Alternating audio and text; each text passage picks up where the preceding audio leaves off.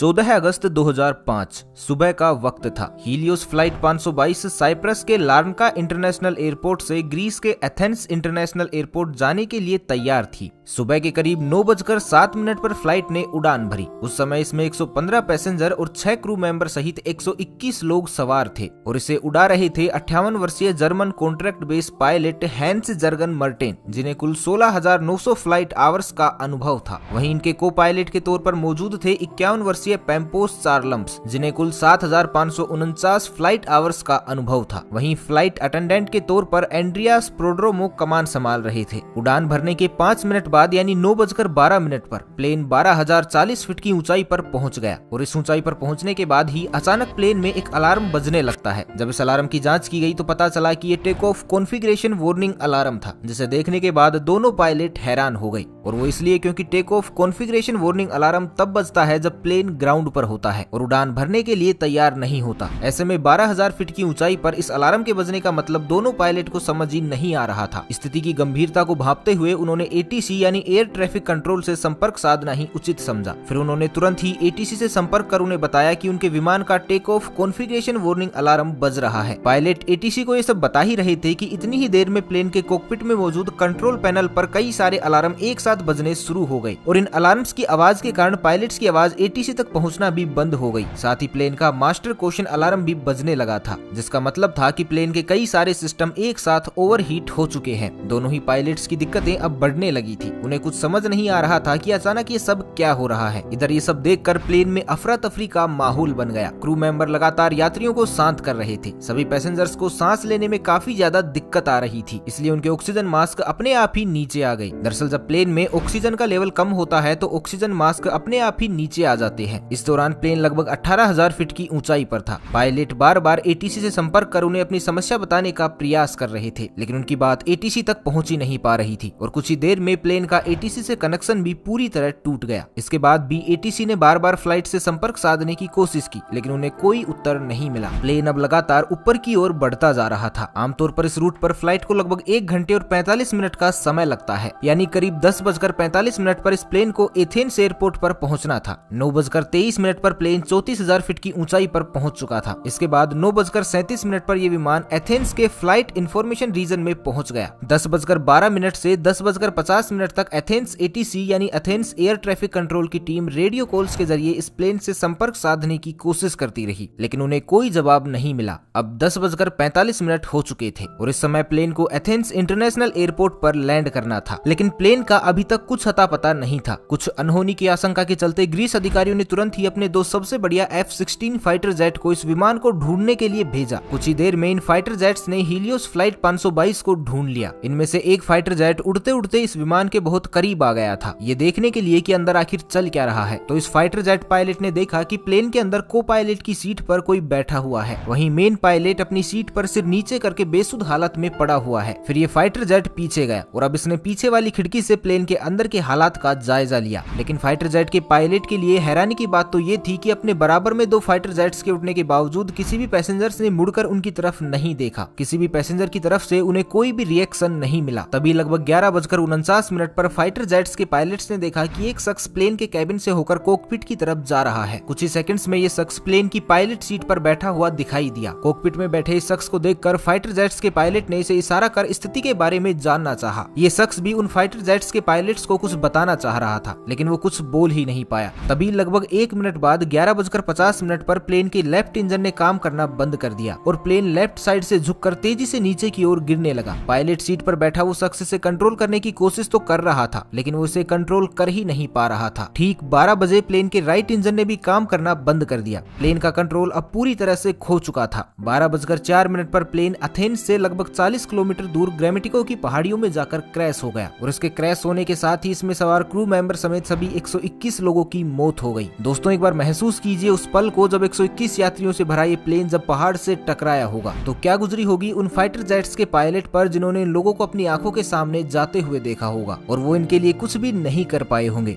इसके बाद ग्रीस में फ्लाइट 522 के क्रैश होने की खबर सभी जगह आग की तरह फैल गई। तुरंत रेस्क्यू ऑपरेशन चलाया गया। सभी 121 लोगों की डेड बॉडी को एक एक करके ढूंढकर बाहर निकाला जाने लगा। लेकिन जब हादसे में मिली कुछ लोगों की डेड बॉडी की ऑटोप्सी की गई तो एक चौंका देने वाली बात सामने निकल कर आई। दरअसल जहाज में मौजूद ज्यादातर सभी लोग और पायलट्स प्लेन के क्रैश होने से पहले ही मर चुके थे। तो अब यहाँ सबसे बड़ा सवाल ये था कि जब पायलट प्लेन के क्रैश होने से पहले ही मर चुके थे तो लगभग 2 घंटे तक प्लेन का कंट्रोल किसके पास था। तो दोस्तों, हमने वीडियो की शुरुआत में एक व्यक्ति का जिक्र किया था, फ्लाइट अटेंडेंट एंड्रियास प्रोड्रोमो। जी हाँ, वो एंड्रियास प्रोड्रोमो ही थे जिन्होंने अभी तक इस जहाज को संभाले रखा था, क्योंकि अंत में उनकी ही आवाज एटीसी को सुनाई दी थी। एंड्रियास ने करीब 5 बार मेडे मेडे कहकर मदद की गुहार लगाई थी। Mayday. Flight 5.